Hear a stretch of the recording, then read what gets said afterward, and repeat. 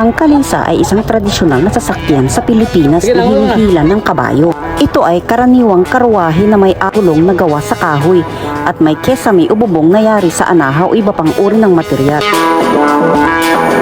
Ang kalesa ay malalim na mayaman sa kasaysayan at nagmula pa noong panahon ng kolonyalismo ng Espanya sa Pilipinas. Sa kasalukuyan, ang mga kalesa ay madalas na nakikita sa mga turistiko at pamamasyal na lugar. Ala ni kabutong na kami sa amit manong. At kung saan, ginagamit ito upang maglibot sa mga turista. Kaya ayan, piling turista tayo.